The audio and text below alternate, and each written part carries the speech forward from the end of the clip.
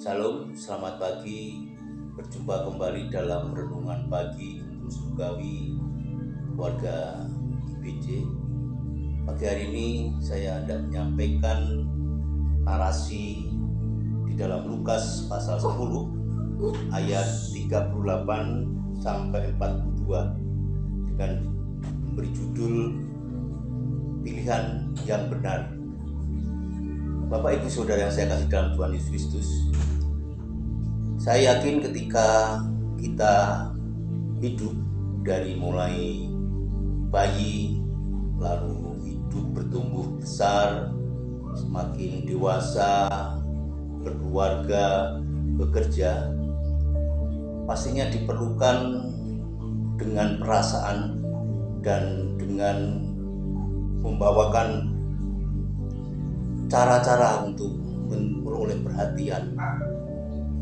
Dan dalam kehidupan itulah membawa perasaan dan mencari perhatian juga diperbolehkan dalam proses kehidupan itu.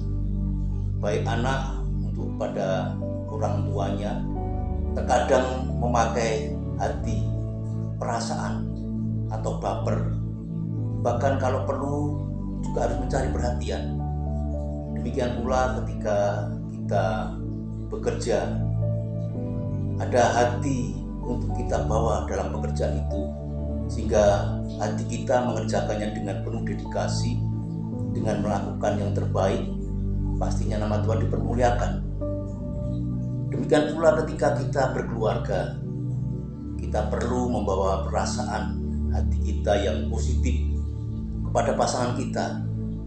Bahkan kita tidak malu untuk mencari perhatian dengan pasangan hidup kita, agar kehidupan keluarga dinamis, romantis, dan pastinya semakin saling menguatkan. Apa yang dilakukan Maria dan Marta dalam teks ini, bahwa Maria telah memilih bagian yang tepat ketika Marta adiknya wirawiri, mundar-mandir, mencari sesuatu yang bukan pilihan yang baik, karena hanya ingin mempersiapkan kebutuhan jasmania. Tetapi Maria duduk mendengarkan Yesus bersimpuh di kaki Yesus. Marta yang sibuk berkilah dengan mencari pendapatnya Tuhan Yesus.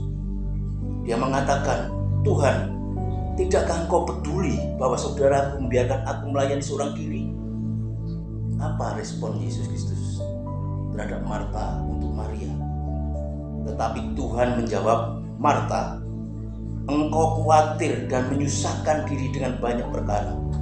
Tetapi hanya satu saja yang perlu. Maria telah memilih bagian yang terbaik, yang tidak akan diambil daripadanya." Kenapa Maria berbuat demikian? Saudara-saudara yang saya kasih dalam Tuhan Yesus Kristus.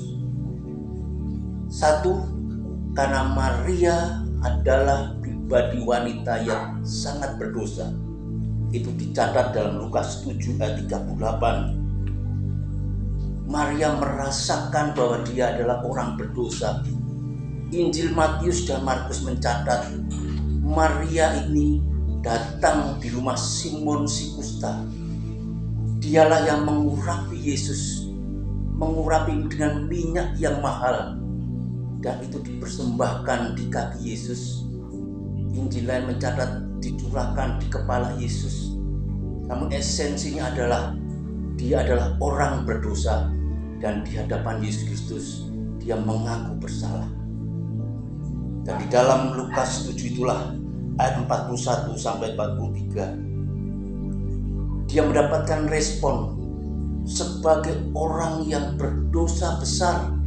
Dan orang berdosa besar ketika diampuni, pastinya memberikan tanda kasihnya, ucapan syukurnya, ungkapan hidupnya lebih besar berterima kasih ketika dosa besarnya diampuni. Dan apa yang diperoleh atas Maria ketika dia mengambil pilihan yang tepat? Injil Yohanes mencatatnya, saudaranya Lazarus dibangkitkan. Bahkan dalam Injil Matius dan Markus, Tuhan Yesus mengapresiasi apa yang diperbuat Maria, apa yang dilakukan Maria dengan mengurapi Yesus menjadi catatan kekal, karena memperingati apa yang diperbuat Maria, memperingati kesiapan Yesus Kristus menuju penyaliban, menorehkan sesuatu yang tepat, kiranya membawa kekekalan.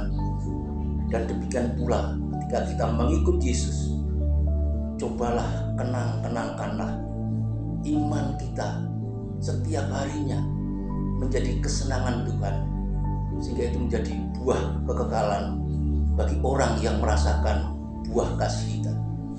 Kiranya apa yang kita pilih hari ini tetap tepat karena kita setia mengikut Yesus.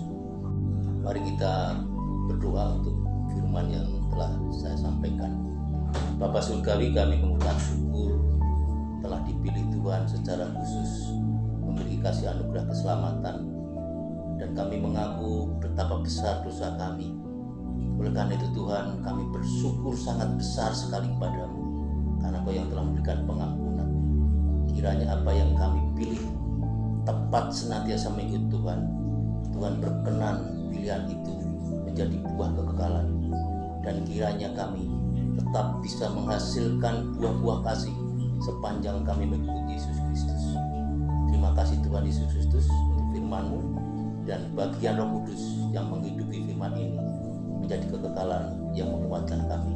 Dalam nama Tuhan Yesus Kristus, hamba-Mu berdoa dan mengucap syukur. Amin.